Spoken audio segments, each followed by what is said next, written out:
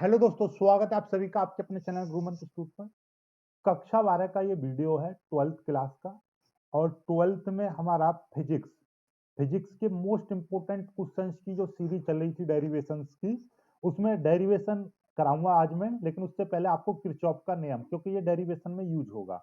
Kirchhoff का नियम very important है, इसको कर लेंगे हम। और इस पर आधारित या तो ये नियम थ्योरी में आएगा, ध्यान से समझ लीजिए, या तो ये थ्योरी में आएगा या इस पर एक न्यूमेरिकल, ठीक है, एक न्यूमेरिकल आएगा।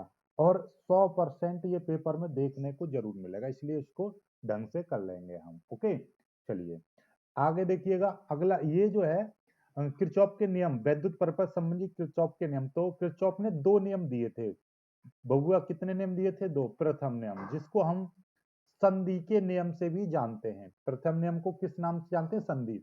संधि समझते हो? जैसे कि मेरे पास मान लीजिए कोई दो तार हैं और उनको मैंने आपस में क्या करा, किसी तार से ऐसे करके जोड़ दिया। जब जोड़ देंगे तो जो इनका पॉइंट होगा वो संधि कहलाएगा। लाइक जैसे कि एक तार ये है और एक तार ये है। अब मैंने क्या करा कि यहाँ से ये इस तरीके से था, ये एक तार है ऐसे गोल है, ठीक है। मैंने यहाँ से इसको कट मारा और इस वाले तार को मैंने ऐसे लिया और यहाँ पर जोड़ दिया। तो ये जोड़ दिया तो ये इसका क्या बन जाएगा? पॉइंट बन जाएगा, जहां पर ये आपस में जुड़ रहे हैं। तो इसी पॉइंट को हम बोलेंगे संधि। यही आपका क्या कहलाएगा? संधि पॉइंट कहलाएगा, यानी आपस में जुड़ना। ठीक है। जैसे पुराने टाइम पर राजा महाराजा एक दूसरे से क्या करते थे, युद्ध कर रहे हैं, लेकिन जब उनमें दिखा कि हाँ भाई इन्हें सुलह हो जानी चाहिए, तो सुलह कर लिए, आपस में उन्होंने संधि कर ली, मतलब जुड़ गए। ठीक है। तो इस तरीके से जुड़ना, संधि का मतलब सिंपल भाषा में जुड़ना। तो ऐसे ही यदि किसी संधि पर, यह नियम कहता है कि किसी परिपथ में किसी भी संधि पर मिलने वाली समस्त यानी सभी धाराओं का बीजगणितीय योग शून्य रहता है। जैसे लाइक देखिएगा इस तरीके से, ये पहला इस नियम को समझो कि किसी भी संधि पर मिलने वाली सभी धाराओं का बीजगणितीय योग शून्य रहता है। तो sigma I is equal to zero, ये नियम हो गया। अब ये होता क्या है, जैसे कि लाइक ये वाला पॉइंट है, यहाँ पर ओ है पॉइंट, ओके। अब इस पे ये वाली धारा इस तरीके से क्या हो रही है, इस वाले पॉइंट से यहाँ पर जा रही है बाहर। ये इस वाले पॉइंट पर क्या हो रही है, ये वाली धारा आ रही है इस तरीके से। इस वाले पॉइंट पर ये भी आ रही है और ये वाली धारा इस पॉइंट की तरफ आ रही है और ये पॉइंट की तरफ क्या हो रही है, जा रही है। इस तरीके से ये वाली धारा यहाँ पर क्या आ रही है, आ रही है। अब इनके मैंने नाम नाम बना दिए सभी के। ये I1 है, ये I2 है, ये I3 है, ये I4 है, ये I5 है, ये I6 है। अब देखिएगा ये नियम कहता है, ध्यान से समझ लीजिएगा, इस नियम की परिपाटी यानी कि नियम लगाते समय इन बातों का ध्यान रखना है कि संधि की ओर आने वाली सभी धाराएं धनात्मक चिन्ह के साथ तथा संधि से दूर जाने वाली सभी धाराएं ऋणात्मक चिन्ह में ली जाती हैं। जो संधि की ओर आएगी वो कैसे ली जाएगी? पॉजिटिव में, और जो संधि से दूर जाएगी वो ली जाएगी नेगेटिव चिन्ह में। ठीक है। अब ये हमारा ओ बिंदु है, इस पर हम किरचॉफ का प्रथम नियम लगाएंगे। तो देखिएगा I1 धारा, ये संधि है, यहाँ पर ये क्या है, ये वाला जो पॉइंट है संधि है, ध्यान से समझिएगा, ये संधि है। थोड़ा सा छोटा कर ले रहा हूं ताकि ये, ओके, ये देखिएगा, ये वाला हमारा यहाँ पे क्या है, ये वाला पॉइंट संधि है। अब मेरे को ये बताइए, ये जो I1 है संधि की ओर आ रहा है, ये वाला I1 संधि की ओर आ रहा है, इसलिए ये पॉजिटिव लिया है। I2 कैसा है? देखिएगा I2 संधि से दूर जा रहा है इस तरीके से, ठीक है। ये देखिएगा, ये संधि से दूर जा रहा है, इस तरीके से दूर जा रहा है, तो ये हमारा नेगेटिव चिन्ह है। ऐसे ही I3 देखिए इस तरीके से है, ये आ रहा है, संधि की ओर आ रहा है, ठीक है।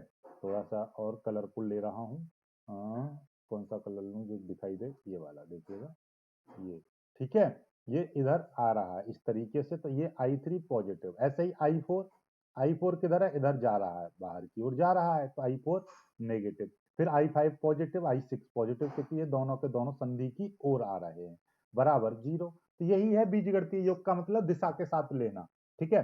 अब इस चिन्ह को हम बनाए, देखिएगा I1, ठीक है, I1 और I3 और I5 और I6, ये सारी चीजें इधर है। और ये देखिएगा, ये वाली जो चीजें हैं, एक ये वाला माइनस का है और एक ये वाला माइनस का है, इन दोनों को मैं इधर ले जाऊंगा बॉर्डर पार, तो ये दोनों प्लस के हो जाएंगे। तो मतलब ये क्या है, ये संधि की ओर आने वाली धाराएं हैं और ये संधि की दूर जाने वाली धाराएं का योग। तो मतलब इसलिए हम इस नियम को ऐसे भी बोल सकते हैं कि संधि की ओर आने वाली सभी धाराओं का योगफल संधि से दूर जाने वाली सभी धाराओं के योगफल के बराबर होता है। ठीक है, मतलब संधि की ओर जो धाराएं आ रही हैं और संधि से दूर जितनी धाराएं जा रही हैं उन दोनों धाराओं का योगफल जीरो रहता है, सॉरी बराबर रहता है। ठीक है, सिंपल सी बात है भाई। आप ऐसे समझिएगा, मैं आपको यहाँ पर समझाना चाह रहा हूं कि यदि यहां से देखिएगा ये है और यहां से कोई इस तरीके से समझ लो कि 10 लीटर पानी है, 10 लीटर पानी और यहाँ पर ये पॉइंट मिल गया, इसको दो रास्ते मिल गए। 8 लीटर पानी इधर चला गया तो इधर कितना जाएगा, 2 लीटर। सिंपल सी बात है, क्योंकि ये 10 था और 10 ये दो भागों में बट रहा है, तो 8 यहाँ पर 2 यहाँ पर, 8 और 2 10, ये भी 10 रहेगा। तो जितना ही इस पॉइंट की ओर आएगा पानी, पानी जितना इस पॉइंट की ओर आएगा उतना ही अगले पॉइंटों की तरफ चला जाएगा। तो इसका मतलब जितना संधि की ओर धाराएं आएंगी उतने ही संधि से आगे की ओर जाएंगी। ठीक है, बात समझ में आ गई अच्छे से। चलिए आगे बढ़ते हैं, आगे पॉइंट को करते हैं, कलर चेंज कर ले रहे पेन का, पेन का। ओके, चलिएगा आगे देखिएगा, क्योंकि इसमें क्या था, इसमें जितनी धाराएं थी, देखिएगा इसमें धारा थी, धारा इधर जितनी धारा आ रही थी उतनी ही आगे की ओर जाएगी धारा। और धारा क्या होता है, आवेश होता है एक प्रकार से। क्या होता है, आवेश प्रवाह की दर को हम धारा बोलते हैं। तो आवेश जितना आएगा किसी बिंदु पर उतना ही आगे की ओर बढ़ जाएगा। ठीक है, तो मतलब यह है कि जितना आवेश आएगा उतना ही आगे आवेश जा सकता है। तो आवेश इसमें कैसा है, कांस्टेंट रह रहा है। तो आवेश, तो इसीलिए यह कहता है कि ये किरचॉफ का जो प्रथम नियम है आवेश संरक्षण को व्यक्त करता है। क्या करता है, आवेश संरक्षण को व्यक्त करता है। इसलिए इसे किरचॉफ का धारा नियम भी कहते हैं। इसको ही धारा नियम कहते हैं क्योंकि ये आवेश संरक्षण को व्यक्त करता है। कभी कभी यहां से देखिएगा क्वेश्चन किस तरीके से बनेगा, ध्यान से समझेंगे हम बहुत ही प्यार से। इसको मिटा दे रहा हूं मैं, यहाँ पे देखिएगा क्वेश्चन यहाँ से किस तरीके से आपका बनेगा, उस चीज को मैं समझाना चाह रहा हूं। ये बनेगा, किरचॉफ का प्रथम नियम प्रदर्शित करता है। ठीक है, देखिए ये कईयों बार ये आया हुआ प्रश्न है। हाँ, ये देखिएगा क्वेश्चन इस तरीके से आएगा, किरचॉफ का प्रथम नियम व्यक्त करता है। पहला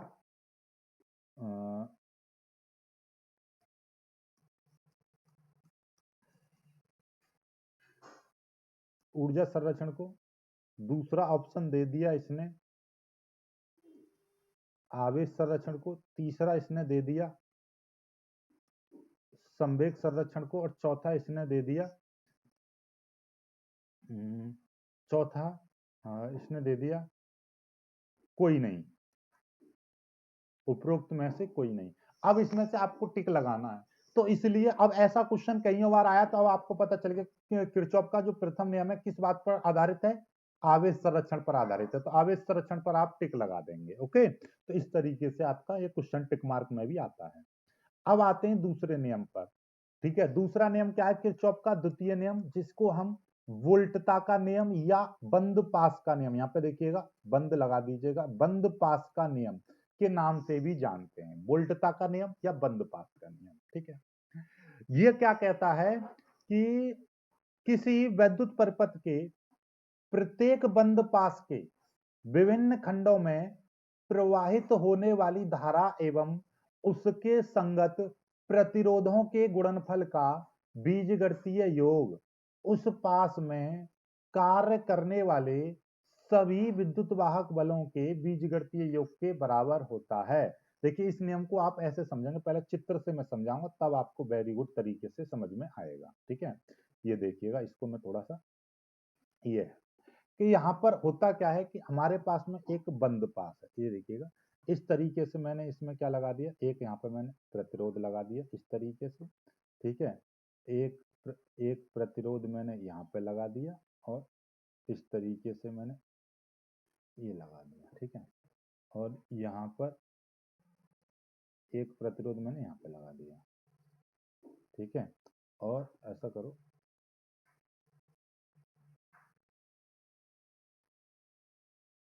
एक सेल मैंने यहाँ लगा दिया। ओके, चलिएगा अब होगा क्या, ध्यान से देखिएगा, इसमें से मैंने मान लिया कि ये आपका R1 है, ये आपका R2 है और ये आपका R3 है।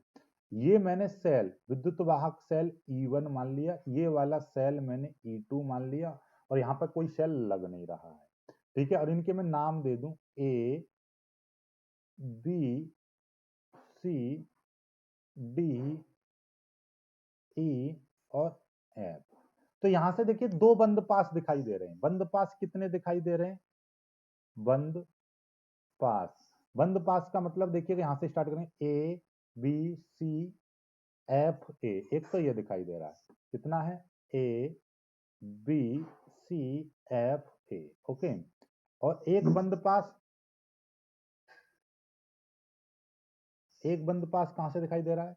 एक यहां से कल F, C, D, E, F। कितना है? F, C, D, E, F। बात समझ में आ गई? एक बंद पास यहां से स्टार्ट किया, ये हो गया बंद पास का मतलब क्लोज, जो क्लोज सर्किट दिखाई दे रहा है। एक ये है, एक आपका ये, दो क्लोज सर्किट दिखाई दे रहे हैं इस तरीके से। एक ये हो गया, ठीक है, दो दिखाई दे रहे हैं। अब हम इनमें बंद पास में जब, अब पहले एक चीज और, यहां से धारा और प्रवाहित कर लो। आई E1 है, E1 से जो धारा निकलेगी वो मैंने मान ली I1। I1 धारा इसमें प्रवाहित होगी इस तरीके से, यहां से जाएगी I1 धारा, ऐसे गई I1 धारा यहां पर पहुंच गई, ये I1 धारा यहां पर आ गई, ठीक है, I1। ऐसे ही ये E2 सेल है, तो इससे धारा I2 निकलेगी, I2 इस तरीके से निकलेगी, यहां से पहुंचते हुए I2 यहां पर पहुंचेगी। अब देखिएगा, जब ये भी धारा है, ये भी धारा है। अब बात को ऐसे समझो कि भैया दो रास्ते हैं यहाँ पर, इस तरीके से ये पॉइंट है, ये आगे रास्ता है एक, एक इसमें मान लीजिए यहाँ से 5 लीटर पानी आ रहा है, और यहाँ से मान लीजिए 7 लीटर पानी आ रहा है। इस तरीके से आगे इनको रास्ता खुला मिल रहा है, तो ये वाला पानी इधर नहीं आएगा, आगे की ओर बढ़ जाएगा। तो यानी 7 5 12 है, आगे की ओर रास्ता मिल गया, तो इसमें 12 लीटर पानी आगे की ओर फ्लो होगा, क्योंकि यहाँ से भी पानी आ रहा है, यहाँ से भी पानी आ रहा है, आगे जाएगा। उसी तरीके का यहाँ पर ये चीज अप्लाई होती है कि यहाँ से यदि धारा आ रही है, ये भी धारा आ रही है I1, और ये भी धारा आ रही है I2, तो ये आगे की ओर बढ़ेगी, तो यहाँ पर धारा कितनी हो जाएगी? ये I1 प्लस I2 हो जाएगी। बात समझ में आ गई? ये इस तरीके से जाएगी यहाँ पर, तो ये धारा कौन सी रहेगी? I1 प्लस I2 रहेगी, ओके। आगे की ओर इसको बढ़ा देंगे यहाँ से, ये यहाँ पर। अब यहाँ पर I2 वाली धारा अपने अपने रास्ते में चली जाएगी, और ये I1 धारा और आगे की ओर बढ़ जाएगी, फिर से इस तरीके से। तो ये इस तरीके से एक चक्कर कंप्लीट हो जाएगा। तो अब देखिएगा, बंद पास में हमारा ये नियम कहता है, किसी भी बंद पास में, किसी भी लाइक इस तरीके का बंद पास होगा, या लाइक इस तरीके का होगा, कोई भी बंद पास है किसी भी सर्किट का, तो उसमें बहने वाली धारा, उसमें बहने वाली धारा तथा उसके संगत प्रतिरोध, क्या? उसके संगत प्रतिरोध का गुणनफल, ये क्या है? गुणनफल का बीजगणितीय योग उस पास में लगने वाले सभी विद्युत वाहक सेल के बीजगणितीय योग के बराबर होता है। ये नियम कहलाता है। तो देखिए किस तरीके से हम इस नियम को लगाएंगे, कि यहां से देखिएगा, यहां से हमने बंद पास लिया ABCFA, ठीक है, AB। अब इसमें धारा कहाँ है? ये रही, एक धारा ये है I1, ठीक है, और इसके साथ हमारा कौन सा दिखाई दे रहा है? इसके साथ I1 के साथ में कौन सा प्रतिरोध दिखाई दे रहा है? R1। तो I1 के साथ में हमारा प्रतिरोध दिखाई दे रहा है R1, ओके, ठीक है। फिर आगे बढ़े, फिर आगे इस तरीके से देखिएगा, हम इस तरीके से इसमें चल रहे हैं बंद पास में, इस तरीके से, ठीक है। और हमको क्या, हमको यहां से चले इस तरीके से, हम जा इधर रहे हैं, लेकिन धारा इधर से इधर आ रही है, तो नहीं उल्टी दिशा में धारा आ रही है, तो इसलिए माइनस लगाएंगे, -I2, -I2। और I2 के साथ में कौन सा प्रतिरोध दिखाई दे रहा है? R2, ये R2 हो गया। और कोई प्रतिरोध है इसमें? इस सेल में, यानी देखिए इस सेल में, इस परिपथ में, केवल इस क्लोज सर्किट में कोई और प्रतिरोध है? नहीं है। फिर बराबर, फिर बराबर। अब क्या करेंगे? अब हमारे पास कितने इसमें सेल लग रहे हैं, यहां से स्टार्ट करेंगे, तो यहां से हमको एक तो E1 सेल दिखाई दिया, E1 लगा दिया। फिर आगे देखिएगा, आगे E1 सेल दिखाई दिया, और फिर यहाँ पर क्या है देखिएगा, ये विपरीत दिशा में मिल रहा है, इसलिए -E2 लग जाएगा, -E2। ये नियम इस तरीके से लगेगा, ये नियम इस तरीके से यहाँ पर लगेगा। अब दूसरे सर्किट में देख लो, दूसरे बंद पास में देख लो, इस वाले में, दूसरे वाले कौन से? FCDEF में, इसमें किरचॉफ का नियम लगाएंगे। तो किस तरीके से लगाएंगे जरा ध्यान से समझो। इसमें हम यहां से स्टार्ट करेंगे, देखिए F के बाद में यहाँ पे प्रतिरोध कहाँ पे दिखाई दे रहा है? ये प्रतिरोध है, और इसमें धारा कौन सी है? I2। तो I2 के साथ में R2 हमारा प्रतिरोध है, ये दिखाई दिया। क्योंकि अब ये पॉजिटिव क्यों लिया, क्योंकि हम इधर ही चल रहे हैं, धारा की दिशा भी इधर ही है, इस तरीके से, ठीक है। फिर आगे बढ़े, धारा की दिशा इस तरीके से मिली, फिर आगे चल रहे हैं हम, क्योंकि हम इस तरीके से इसमें इस तरीके से घूम रहे हैं, ठीक है। चलिए कोई दिक्कत नहीं है, तो यहाँ से हम घूमे इस तरीके से और धारा की दिशा भी हमको इधर ही मिल रही है, तो यानी कि पॉजिटिव। अब धारा क्या है, धारा यहाँ पर ये है, क्या है, I1 प्लस I2, ये दिखाई दे रही है धारा, ठीक है। चलिए ये I1 प्लस I2 इंटू और यहाँ पर क्या है, प्रतिरोध R3 है, बराबर बराबर, ठीक है। और तो नहीं है प्रतिरोध। अब इसमें सेल कितने हैं, सेल, इसमें सेल केवल एक है, ये रहा, एक ही सेल है, तो इसलिए हम इसको पॉजिटिव E2 ले लेंगे। क्या ले लेंगे, E2, ये आ गया। तो ये इस वाले में किरचॉफ का नियम लग गया। इस तरीके से हम किरचॉफ के नियम लगाएंगे, ठीक है। बात समझ में आ गई, किरचॉफ का नियम, क्योंकि किरचॉफ का नियम देखिएगा ध्यान से समझेंगे, ये है, ठीक है, ये किरचॉफ का नियम हो गया। यानी कि उसके साथ में देखिए क्या था कि किसी भी बहने वाली धारा, किसी बंद पास में बहने वाली धारा हो गई, फिर उसके संगत प्रतिरोध, प्रतिरोध का यहाँ पे लगा दिया गुणनफल, इसका मतलब बीजगणितीय योग, ठीक है। उसमें भी लगने वाले विद्युत वाहक सेल के बीजगणितीय योग के बराबर होता है। तो इस तरीके से हम इसको पढ़ते हैं, ठीक है। बात समझ में आ गई, अच्छे से क्लियर हो गया ना, हो गया, ठीक। तो आगे से आप इसको याद कर लेंगे, ठीक। तो यहाँ पर क्या है, एक बार फिर से हम पढ़ लेंगे इसको, क्या कह रहा है ये नियम, देखिएगा। किसी वैद्युत परिपथ के प्रत्येक बंद पास के विभिन्न खंडों में प्रवाहित होने वाली धारा एवं उसके संगत प्रतिरोधों के गुणनफलों का बीजगणितीय योग उस पास में कार्य करने वाले सभी विद्युत वाहक बलों के बीजगणितीय योग के बराबर होता है। इसी को किरचॉफ का द्वितीय नियम कहते हैं, सिग्मा आई आर बराबर सिग्मा ई। तो ये हो गया। अब देखिएगा इस तरीके से मैंने ये चित्र आपको वहां पे समझाई दिया किस तरीके से हमने लगाना है ये, ठीक है। केवीएल का मतलब किरचॉफ वोल्टेज लॉ लगाने पर, ठीक है। अब यहां से हम क्या करते हैं, ये नियम किसी भी बंद परिपथ में धारा का मान निकालने के लिए यूज में लाया जाता है। यह नियम ऊर्जा संरक्षण को व्यक्त करता है, इसीलिए किरचॉफ का इसे वोल्टता का नियम कहते हैं, ठीक है। ये क्या करता है, वोल्टेज संरक्षण को व्यक्त, ऊर्जा संरक्षण को व्यक्त करता है। किसको व्यक्त करता है, ऊर्जा संरक्षण को ये व्यक्त करता है। बात समझ में आ गई, नहीं आई, अच्छे से आ गई या नहीं आई, कमेंट करके मेरे को बताइएगा, ठीक है। चलिए, और मैं किरचॉफ के नियम से, चलो आज किरचॉफ का नियम हो गया, बस इतना ही आज किरचॉफ का नियम समझो। कल मैं व्हीटस्टोन सेतु कराऊंगा, साथ में किरचॉफ के वोल्टता नियम पर आधारित एक न्यूमेरिकल आपको मैं कराऊंगा, ठीक है।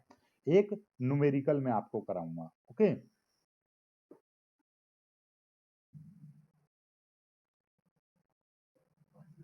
देखिए किरचॉफ के नियम पर आधारित सवाल मैं सोच रहा था कल कराऊं, लेकिन मैं इसी वीडियो में करा दे रहा हूं। देखिए इस तरीके से क्वेश्चन मिलेगा, इसमें कहेगा क्वेश्चन, ये चित्र दे देगा, इस तरीके का ये चित्र दे दिया, क्वेश्चन में कहेगा कि विभिन्न खंडों में बहने वाली धारा का मान बताओ, विभिन्न खंडों में प्रवाहित धारा का मान ज्ञात करो, इस तरीके से ये है। तो आपका ये चित्र मैंने इस तरीके से बना लिया है सॉल्यूशन में। सबसे पहले हम इसमें धारा प्रवाहित करेंगे, जैसे कि आपको ये दिखाई दे रहा है, यहाँ पर ये E1 सेल है, तो इससे आपका I1 धारा निकलेगी, और यहाँ पर क्या है, ये E2 सेल है। तो ये जो बड़ा वाला सिंबल होता है ये पॉजिटिव रहता है, तो हमेशा बड़े वाले की तरफ से धारा निकलती है, इस चीज को याद रखिएगा। तो ये E1 सेल है, तो यहाँ से I1 धारा निकलेगी और यहाँ से आपका I2 धारा निकलेगी, ओके। ये I2 धारा यहाँ पर पहुंच जाएगी, I2, और ये आपका I1 धारा ऐसे होती हुई यहाँ पर पहुंच जाएगी, I1, और ये दोनों की दोनों धाराओं को यहाँ पर मिलेगा रास्ता, तो ये यहाँ पर I1 प्लस I2 धारा इसमें प्रवाहित होगी, ठीक है। और ये धारा फिर से यहाँ पहुंचेगी, तो ये I1 धारा अपने आप में I1 दिशा में आ जाएगी, यानी यहाँ पर I1 धारा आ जाएगी, और नीचे की ओर कौन सी निकल जाएगी, I2 धारा इधर निकल जाएगी। ऐसे ही यहाँ पर पहुंचेगी I2 धारा, तो इस तरीके से होते हुए इधर आ जाएगी। अब यहाँ पर हमारा देखिएगा बंद पास हम लिखेंगे, तो किस तरीके से हम नाम देंगे इसका, जैसे नाम दे दिया मैंने A, ये दे दिया B, ये दे दिया C, ये दे दिया डी, और ये दे दिया ई, और ये दे दिया मैंने, ये वाला पॉइंट मैंने दे दिया एफ, इस तरीके से। ओके, चलिए, तो अब हमारा यहां से देखिएगा, ये यहां से हम स्टार्ट करेंगे, ए बी सी डी इस तरीके से घूमेंगे इसमें, ये पहला बंद पास हो गया। और एक हमारा यहाँ से, ये देखिएगा यहाँ से, इसको हम इस तरीके से लेंगे, यानी कि यहाँ से ई से स्टार्ट करेंगे, क्योंकि पॉजिटिव की तरफ से घुमाते हैं हम हमेशा, जहां से धारा स्टार्ट होती है, इस तरीके से। ये दूसरा बंद पास हो गया। तो पहले बंद पास में हम देखिएगा, बंद पास कौन सा ले रहे हैं, यहां से ए कौन सा, ये देखिए ध्यान से समझिए, A B C F A B C F A में केवीएल लगाने पर, किरचॉफ का वोल्टेज नियम लगाने पर, तो किस तरीके से लगाएंगे देखिएगा। यहां से हमने स्टार्ट किया पहले, तो यहां से देखिएगा धारा क्या है, इसमें I1 बह रही है, हमको जा इधर रहे हैं और धारा की दिशा भी इधर मिल रही है, दोनों इधर मिल रहे हैं, तो पॉजिटिव लगाएंगे। और इसके साथ कौन सा प्रतिरोध है, R1, कौन सा प्रतिरोध है, तो इस I1 के साथ में हम लेंगे R1, ऐसे ही बताया था, ठीक है। अब यहां से आगे की ओर पहले प्रतिरोध को देखेंगे। देखिए हम चल इधर रहे हैं, इस तरीके से चलेंगे, ठीक है, इसमें धारा भी इधर मिल रही है और प्रतिरोध ये मिल रहा है, ठीक है। तो यहां से देखिएगा, सीधे सीधे मैं डायरेक्ट लगा दे रहा हूं, इसमें ये लिखने की जरूरत नहीं है, I1 R1 सीधे सीधे यहां से धारा I1 थी, I1 इंटू, और R कितना है यहाँ पर, एक है, ये देखिए एक था, एक। फिर ये देखिएगा यहाँ पे आगे की ओर ऐसे चले, इसमें धारा देखिए, प्रतिरोध पर पहुंच जाओ, ये प्रतिरोध है, धारा भी इधर आ रही है इसमें, और प्रतिरोध भी आगे ही मिल रहा है, तो इसमें क्या हो जाएगा, ये प्लस I1 इंटू, ये भी 1 है, ठीक है, ये भी 1 है। एक सेकंड, हमारा लैपटॉप में, ओके,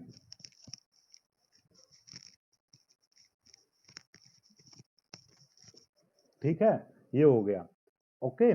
चलिए, और आगे की ओर यहां से आगे देखिएगा, ये पहुंच गए, ये I1 धारा थी, इसमें मल्टीप्लाई करेगी ये I1 धारा इसमें।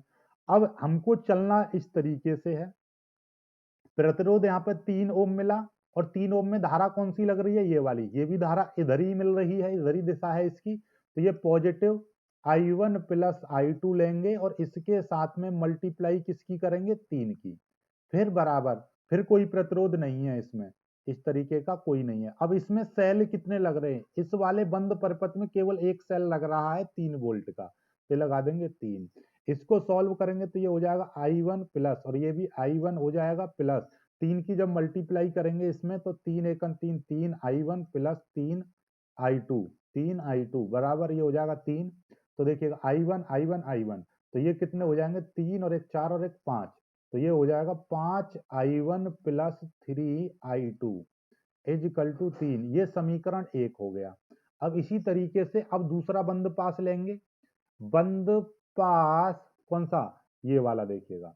अब यहां से स्टार्ट करेंगे हम, ई डी सी एफ, क्या, E D C F E में केवीएल लगाने पर, केवीएल किरचॉफ वोल्टेज नियम लगाने पर, तो क्या हो जाएगा बबुआ, देखो जरा ध्यान से, यहां से हम स्टार्ट कर रहे हैं इसको, तो धारा इसमें I2 है, यानी I2, और प्रतिरोध यहाँ पर पहला प्रतिरोध मिला R1, ठीक है, एक प्रतिरोध, तो I2 के साथ में हमारा 1 ओम मिला, ठीक है। फिर आगे की ओर यहाँ से बढ़े, और कोई प्रतिरोध नहीं है, सीधे इधर की ओर हम घूमेंगे, तो इसमें I1 प्लस I2, और यहाँ पे 3 ओम, क्या मिला, यहाँ से हमको मिला, धारा मिली I1 प्लस I2 रास्ते में, और इसके साथ प्रतिरोध हमको 3 मिला।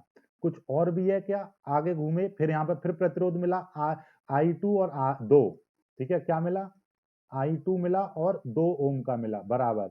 और इस पूरे सर्किट में, यानी यहाँ से यहाँ तक, ये यहाँ से यहाँ तक कितने सेल हैं, एक सेल है जो कि है 2 वोल्ट का, ठीक है, कितने का, 2 वोल्ट का है। इसको सॉल्व करेंगे तो ये हो जाएगा I2 प्लस, ये हो जाएगा 3 एकम 3, 3 I1 प्लस, और ये 3 एकम 3, 3 I2, क्योंकि ये 2 है, ओके, प्लस, और ये है 2 I2 बराबर, ये हो जाएगा 2।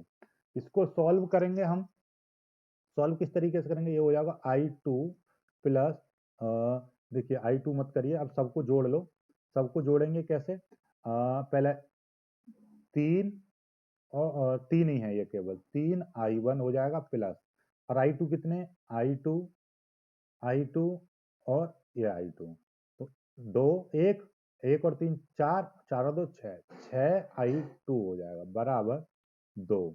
ठीक है, ये समीकरण 2 हो गया। अब समीकरण 1 और समीकरण 2 को देखिए, यहाँ पर आपको दिखाई दे रहा है कि 3i2 है और यहाँ पर कितना है, 6i2 है। तो हम इसमें 2 की मल्टीप्लाई करके इसके साथ जोड़ देंगे, इसके साथ घटा देंगे। तो हम क्या करेंगे, समीकरण 1 मल्टीप्लाई 2 फिर माइनस समीकरण 2, मतलब समीकरण 1 में 2 की मल्टीप्लाई करके समीकरण 2 को घटाने पर। तो समीकरण 1 में जब 2 की मल्टीप्लाई करेंगे तो देखिएगा, जब इसमें 2 की मल्टीप्लाई हो जाएगी तो 2 पंजे 10i1 और 6i2, 10, देखिएगा 10i1 प्लस 6i2 बराबर 6, ये भी 6 हो जाएगा, इसमें भी 2 की मल्टीप्लाई, इसमें भी 2 की, इसमें भी 2 की। और नीचे वाला देखिएगा समीकरण 2, ये ज्यों का त्यों है, 3i1 प्लस 6i2 बराबर ये है 2। अब इसको घटा देंगे, इसको घटाया, इसको घटाया, इसको घटाया, घटाएंगे तो देखिए इससे ये कट जाएगा, 10 में से 3 जाएंगे तो कितना, 7i1 बचेगा, और 6 में से 2 जाएंगे तो बचेंगे 4। तो i1 का मान कितना निकला है, 4/7, ये i1 का मान निकला है, इतने एम्पियर। ठीक है, अब ये वाला मान, ये वाला i1 का मान किसी भी समीकरण में रख दो, समीकरण 1 में रखने पर, समीकरण 1 क्या है देखिएगा, समीकरण 1 ये देखिए, ये वाला है 5i1, 5 इंटू i1 का मान कितना निकला, 4/7। ठीक है, 4/7, फिर प्लस और फिर क्या है, 3i2 प्लस 3 कितना है, 3i2 बराबर 3। ये इसको सॉल्व करेंगे, 4 पंजे 20, 20/7 प्लस 3i2 बराबर 3, 3i2 बराबर ये वाली चीज इधर चली जाएगी तो 3 ये हो जाएगा माइनस 20/7, 3i2 बराबर 7 एलसीएम ले लेंगे तो 7 की मल्टीप्लाई इधर हो जाएगी, 7 या 21 माइनस ये हो जाएगा 20, तो टोटल मिलाकर कितना आ जाएगा, इसको सॉल्व करेंगे 3i2 इज इक्वल टू 21 में से 20 जाएंगे तो 1 बचेगा बट्टे 7, और 3 की मल्टीप्लाई इधर कर देंगे तो i2 बराबर 1/7 या 21, इतने एम्पियर, इतने एम्पियर, इस तरीके से आ जाएगा। ठीक है, ये दोनों उत्तर निकला है।